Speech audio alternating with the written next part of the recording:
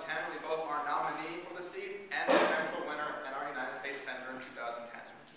He is running on a conservative platform that focuses on increasing domestic energy production, as well as reducing government spending and taxes. My personal favorite fact is that just last year, he received a perfect 100% rating from the Chamber of Commerce, a very important credential in my mind. The Wall Street Journal also recently gave this campaign nationwide recognition for being one of the most technologically savvy campaigns in the entire country because of his use of both Twitter and Facebook. Assemblyman Devore really is one of the rising stars in the Republican Party. Please join me in welcoming him this evening.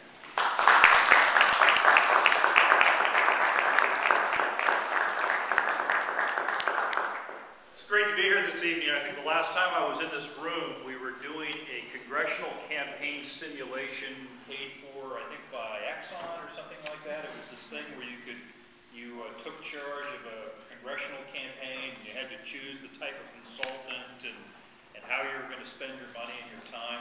It was interesting because we did 2 simulations, and I was kind of the campaign manager for 2 different simulations, and I was on the winning team both times. So this room has some good memories for me.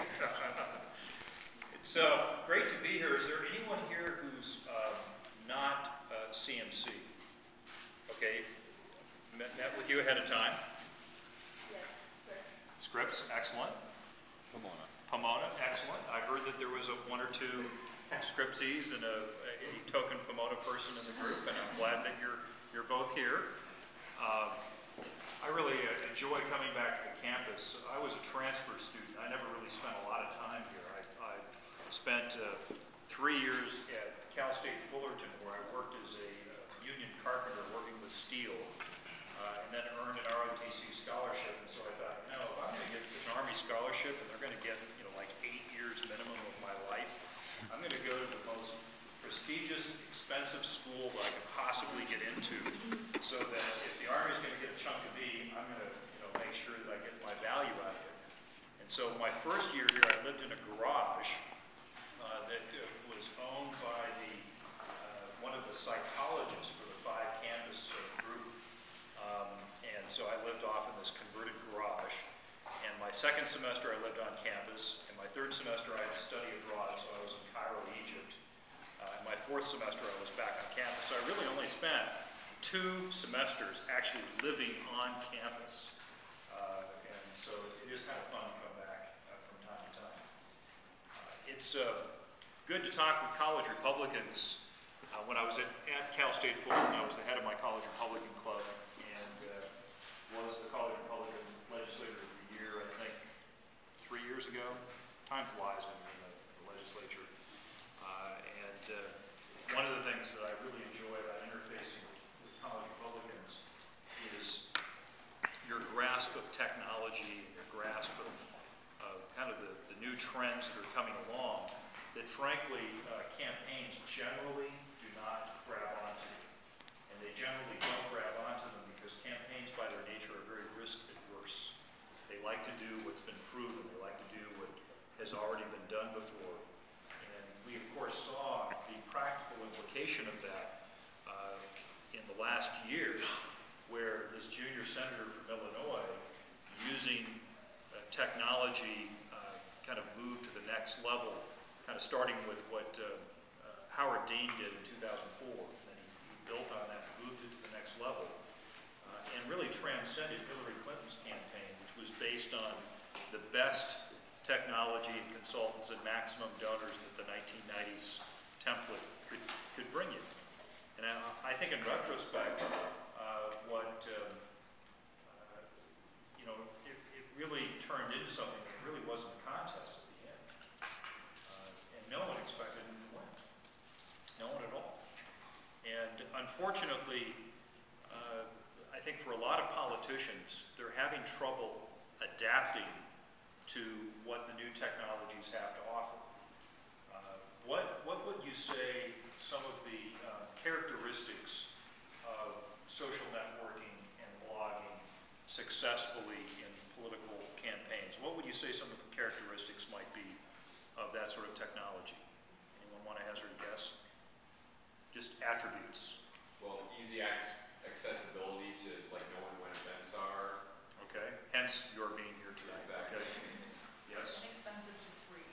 Inexpensive to free to both the campaign and to the user, right? Okay. Yes? Targets younger audiences. Know your audience. I mean, it targets younger audiences. Okay, or it targets younger audiences generally. I'm looking for a few more. Oh, yes, honey. My wife, Diane, is going to answer here. The instant delivery of information. Well, that's actually one of the things I was looking for. So the State University of New York at New Paltz person just transcended all of the CMCers. What about instant receipt of money? Instant receipt of money, okay. The speed aspect is one of the things that I think is really important. Let me give you a brief vignette from the campaign and perhaps offer that this could not be done with a traditional ponderous staff-heavy campaign versus a more nimble internet-savvy campaign. If you go with me to those deep, dark days just after the election last November, when some of you were wondering if there was perhaps a future of politics for you, or perhaps the more pragmatic of you were wondering if you should re-register. If you recall in those days, about a week after the election, Harry Reid said the following, and I'm paraphrasing: "My staff told me not to say this to you." I love it when a politician starts by saying that. You know it's going to be good. "But I am so glad that the Capitol Hill Visitor Center has been completed."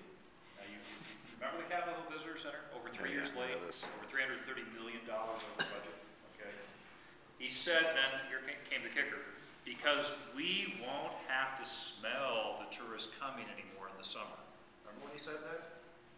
Many of you had lifted your noses up in the books long enough to notice that comment, right? Well, we sensed an opportunity, because Barbara Boxer, of course, being a close ally of Harry Reid, had supported that Capitol Hill Visitor Center, and it was being treated very significantly in the 24-hour news cycle. So we put together a YouTube ad as quickly as we could. In less than 24 hours after Harry Reid's lips stopped moving, we had this YouTube ad. And it was adequate for YouTube, but it went viral. And a few days later, it was hitting over 10,000 views. More importantly, the day after we released it, it was the 7th most blogged about video in the world, according to the Google rankings. Which isn't bad for an insurgent campaign that is out there trying to gain earned media. Right? Earned media, the technical definition for media you're not paying for, okay, TV and radio. Recently, we tried to do a repeat of that. And what we were doing recently was I was up campaigning in the southern end of the Sierra Nevada mountain range, in between Bakersfield and the high mountain area. And I see this Obama sticker on a car, and it's kind of fading. And I'm thinking, you know, it's kind of fading, maybe like his approval ratings. And I started to think, and the song that clicked into my head, and you know, maybe some of you are aware of this, but is there anyone who will admit to not knowing who Don Henley is? Okay, a few of you.